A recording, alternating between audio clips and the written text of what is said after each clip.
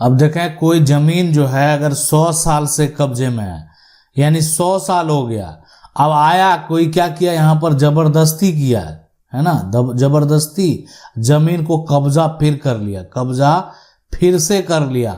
अब यहाँ पर क्या हो रहा है कि मकान बनाया जा रहा है, ठीक है, मकान बनाया जा रहा है और अपार्टमेंट बनाया जा रहा है, जो भी किया जा रहा है, ठीक है। अब देखें ऐसी सिचुएशन, ऐसी कंडीशन में है कि क्या करना चाहिए, कोई सपोर्ट करने वाला नहीं है, जमीन का सारा पेपर हमारे नाम पर है। सबसे बड़ी चीज है यहाँ पर ये बात आपने जो लिखा है और ये बात जो ऐसा सामने वाले कर रहे हैं, तो आखिर किस आधार पर कर रहे हैं? क्या उनको उतनी समझ नहीं है कि आखिर वो आपकी जमीन को कब्जा करके और उस पे अपार्टमेंट बना रहे हैं?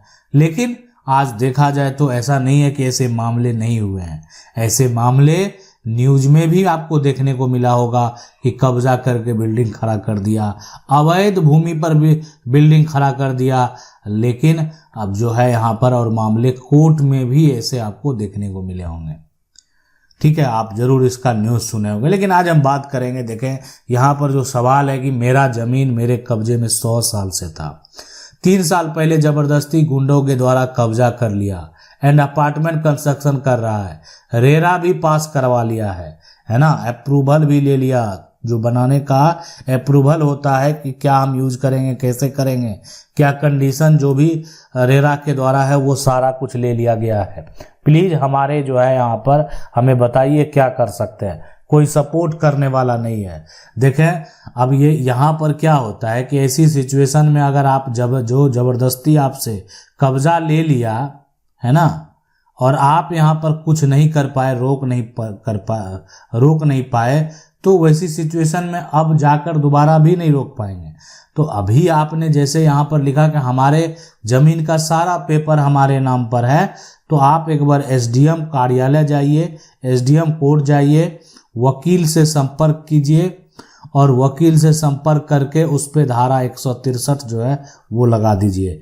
तो ये आपको करना है, धारा 163 का नोटिस उसको जैसे ही मिलेगा वो क्या करेगा, काम को रोकेगा, है ना, काम को रोकेगा। अगर यहाँ पर उसका उल्लंघन करेगा तो फिर आगे जो है धारा 164 के तहत भी उसके ऊपर कार्रवाई करवाई जाए।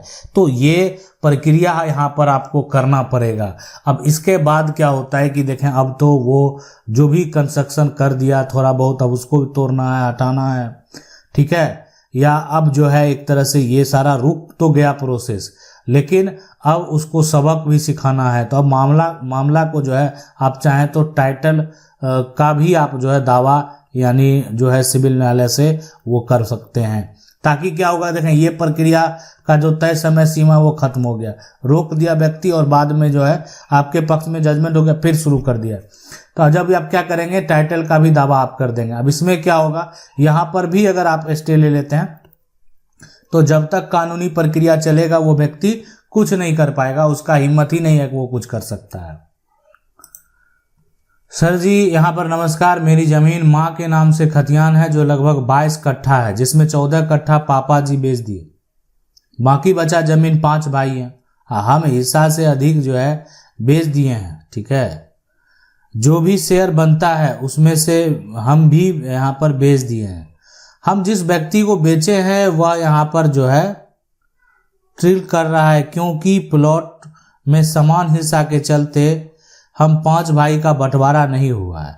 हम जिस व्यक्ति को बेचे हैं जमीन सर उसका यहाँ पर सियाना मिल सकता या नहीं। देखें मान लेते हैं, सबसे बड़ी बात है कि किसी को जमीन आप अगर बिना बंटवारा का बेचेंगे, भाई है ना, बिना बंटवारा का, तो यहाँ पर बंटवारा का जमीन, मान लीजिए जमीन है, अब बिना बंटवारा का जमीन है, 5 भाई का हिस्सा है इसमें, है ना, 5 भाई का हिस्सा है।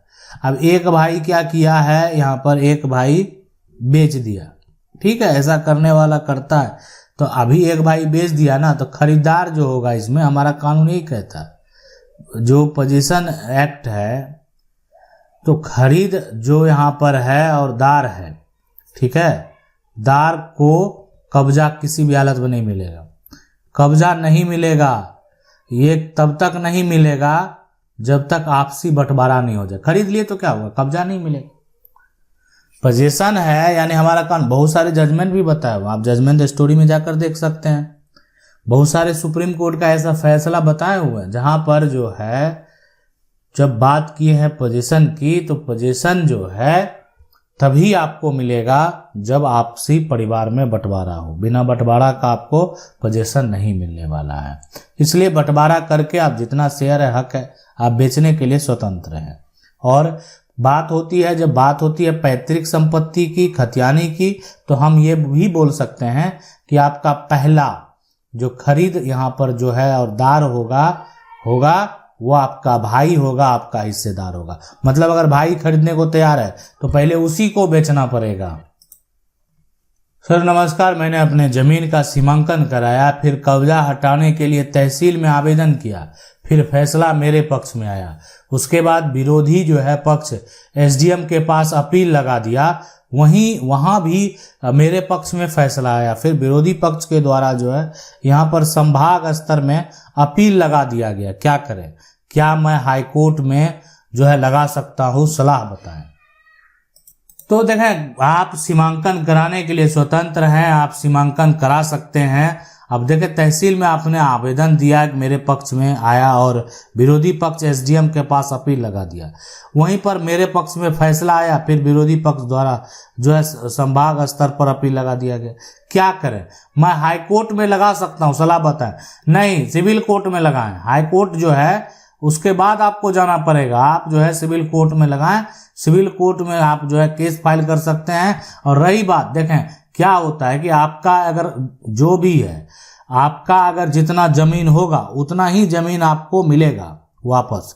अगर आपके जमीन पर कोई कब्जा करके बैठा है तो उसको किसी भी हालत में कब्जा खाली जो है छोड़ना पड़ेगा। कहीं पर वो आवेदन लगा दे, कुछ भी कर ले, कोई भी कितना कर ले, आपका जितना भी वहां पर शेयर बनता है उससे अधिक आप प्रॉपर्टी नहीं ले सकते हैं। सर मेरे पापा के नाम से जो है दादा की जमीन है। अब देखें, ये होता है ना, अब अक्सर अभी देखने को मिलेगा। अच्छा, ये जमीन जो है ये कह सकते हैं पुश्तैनी जमीन है, ठीक है, पैतृक जमीन है। अब ये पैतृक जो जमीन है, दादा परदादा की जमीन है। अब इसमें हुआ क्या? अब यहां पर देखें कि यही जो जमीन है, पहले ये दादा के नाम से था, अब यह वर्तमान में पिता के नाम से चल रहा है। अब पिता ने क्या किया, देखें, पैतृक जमीन है, अब दादा के नाम था, फिर मेरे पापा ने जो है दूसरी शादी की और चुपके से बिना बताए अपनी दूसरी बीवी के नाम कर दिए। ये देखें, तो पिता के नाम से क्या होता है कि पिता के नाम से जमीन का जमाबंदी कायम हो गया, पिता के नाम से जमीन का दाखिल खारिज हो गया। अब देखें, बाद में ये सारा प्रक्रिया तो हुआ पिता के नाम से, लेकिन अब पिता ने क्या किया कि बिना बताए जो है, यानी ये दूसरी एक तरह से जो है बीबी के नाम जो है कर दी। इस तरीके से यहाँ पर बैनामा कराया है। मेरे पापा जो मैंने अपने मकान अपनी दूसरी बीबी को बेचा, ठीक है, और पहली बीबी और बच्चों को ये जो है यहाँ पर पता ही नहीं, तो क्या हम उसे खारिज कर सकते हैं? देखें, बिल्कुल कर सकते हैं। अब देखें, पहली भी जो है एक तरह से जो आपके पिता का जो विवाह हुआ, यहाँ पर देखें तो होता क्या है कि ये पिता के पास जो संपत्ति की बात हो रही है, जो बेचा गया वो संपत्ति पैतृक है, पैतृक संपत्ति है। अब है कि ये इनकी पत्नी है, ये इनकी पत्नी है। अब पैतृक संपत्ति में अगर इनका मान लेते बेटा है, बेटी है, ठीक है, जो बच्चे हैं, अगर बच्चे हुए हैं तो इस बेटा बेटी जो है ये दावा करेगा, ठीक है, कोर्ट में दावा करेगा। बच्चे हैं तो बच्चा फिर भी जो है दावा करेगा, और उसका पत्नी जो है वो हक का दावा करेगी कि ये संपत्ति पैतृक है और पैतृक संपत्ति इनको बेचने का अधिकार नहीं है, इसलिए कि मेरे बेटे का भी इसमें हक है। अब वो पहली दूसरी पत्नी है, दूसरी पत्नी के नाम वो प्रॉपर्टी कर दे, ठीक है। वो कह रहे हैं कि हम अपने मकान को दूसरी बीवी को बेचा है, तो बेचने का अधिकार किसने आपको दे दिया? बेचने का अधिकार ही नहीं है। बेचेंगे तब तो उस पर, जब आप खुद खरीदे तब बेचें, जब खुद खरीद ही नहीं पाए तो बेचने का अधिकार है, लेकिन उसके लिए बहुत सारे कंडीशन है। पैतृक संपत्ति जो है ना, आज भी धड़ल्ले से बहुत सारा बिका है। दादा परदादा का जो संपत्ति है यूं ऐसे लूट कर जो है एक तरह से बेच दिया गया। कोई किसी का जो है जो पिता है वो शराब के नशे में पूरी संपत्ति ध्वस्त कर दिए, और किसी का जो है कह सकते हैं अपना जीवन यापन करने में, शादी विवाह समारोह जो है इस तरह का फंक्शन करने में, अपना एक तरह भौकाल दिखाने में सारा प्रॉपर्टी वो जो है उनकी चली गई है। तो इसलिए आज जो वर्तमान स्थिति की अगर बात करेंगे, देखें वो बेचने का अधिकार उनको नहीं है। अधिकार है वो अपने हिस्से भर का प्रॉपर्टी का अधिकार है कि अगर कोई पैतृक कर्ज है उसको चुकता करने के लिए। अब ऐसे अगर वो बेच रहे हैं दूसरी बीवी के नाम से, तो ये हक का दावा आप कर सकते हैं और संपत्ति को प्राप्त भी कर सकते हैं, और ये प्राप्त करने से आपको कोई नहीं रोक सकता। अगर आपका भी ऐसा कोई सवाल है कमेंट करके पूछ सकते हैं। वीडियो अच्छा लगा वीडियो को लाइक जरूर कर दें, चैनल को पहली बार देख रहे हैं सब्सक्राइब करके जो बेल आइकन है उसको जरूर दबा लें। मिलते हैं अगली वीडियो में, तब तक के लिए जय हिंद।